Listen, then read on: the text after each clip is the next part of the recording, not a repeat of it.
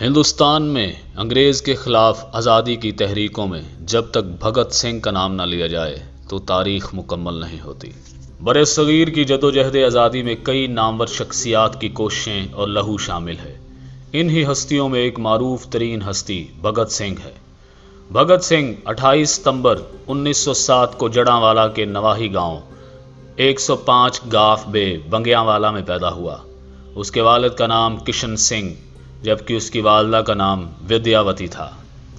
بھگت سنگھ کا انقلابی اور ترقی پسند نظریات گویا ورثے میں ملے تھے، کیونکہ اس کا والد کشن سنگھ اور چچا تحریک آزادی کے سرگرم رکن تھے اور دادا ارجن سنگھ بھی بھارت کی سیاست میں سرگرمی سے حصہ لیتے تھے، جو ہندو آریہ سماج پارٹی کے رہنما کے طور پر جانے جاتے تھے۔ بھگت سنگھ نے ابتدائی تعلیم دیانند ویدک ہائی اسکول، جو آریہ سماج کا ہائی اسکول تھا، حاصل کی، جبکہ 1925 میں اعلیٰ تعلیم کے حصول کے لیے لاہور منتقل ہو کر نیشنل کالج لاہور میں داخلہ لیا۔ بھگت سنگھ نے کم عمری میں ہی کئی ترقی پسند تنظیموں اور آزادی کے لیے جدوجہد کرنے والی سیاسی جماعتوں کی رکنیت حاصل کی، جن میں communist party of India, republic ایسوسی ایشن، کرتی کرشن پارٹی، نوجوان بھارت سبھا، برٹش سماج مخالف وغیرہ شامل ہیں۔ اس نوجوان نے عملی سیاست کا آغاز 12 برس کی عمر میں 1919 میں میلہ ویساکھی کے موقع پر انگریز سرکار کے نافذ کردہ رولٹ ایکٹ کے خلاف احتجاج کے دوران کیا۔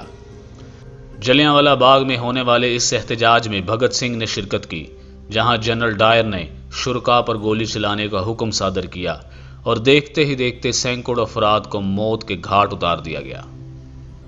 بعد ازاں یہی نوجوان انگریز سامراج کے ظلم کے خلاف ایک زوردار آواز بن کر سامنے آیا۔ بھگت سنگھ اس آزادی کی جدوجہد کے دوران کئی مرتبہ گرفتار ہوا، لیکن وہ کسی بھی قیمت پر اپنے نظریات کو بدلنے سے انکاری رہا۔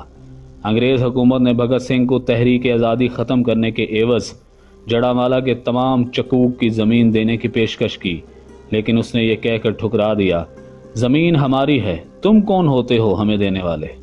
تم برصغیر کو چھوڑ دو، میری جدوجہد میرے لوگوں کے حقوق اور دھرتی کی آزادی کے لیے ہے، اپنے مفاد کے لیے نہیں۔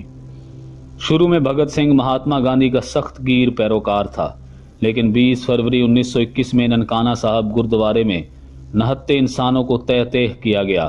اسی بنا پر یہ مہاتما گاندھی کی عدم تشدد کی تحریک سے متنفر ہوا۔ اس کا ماننا تھا کہ گولی کا جواب گولی سے ہی دیا جا سکتا ہے۔ بھگت سنگھ کا یہ بھی ماننا تھا کہ ہمیں ایسی آزادی نہیں چاہیے جس میں غلامی اور استحصال پر مبنی یہ بوسیدہ نظام قائم رہے۔ انگریز تو چلے جائیں، لیکن اس کی جگہ مقامی اشرافیہ لے لے۔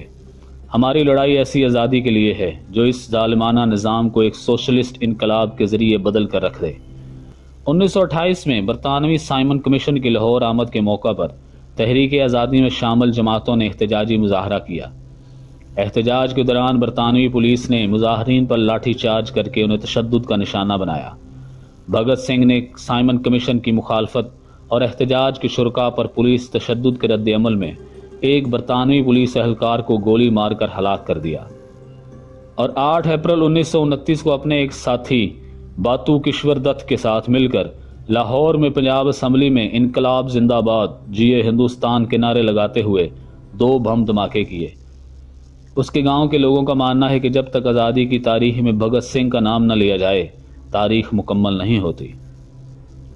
بھگت سنگھ اپنے انقلابی ساتھی کے ساتھ 7 مئی 1929 کو گرفتار کر لیا گیا۔ برطانوی اہلکار کے قتل کے جرم میں بھگت سنگھ اور اس کے ساتھیوں کو پھانسی کی سزا سنائی دی، اور اس سزا پر عمل درآمد کرتے ہوئے 23 مارچ 1931 کے دن صرف 23 سال کی عمر میں بھگت سنگھ کو اس کے ساتھی کے ہمراہ لاہور میں شادمان چوک کے مقام پر پھانسی دے دی گئی۔ لیکن بھگت سنگھ کا نام آج بھی تحریک آزادی کے ہیرو کے طور پر جانا جاتا ہے۔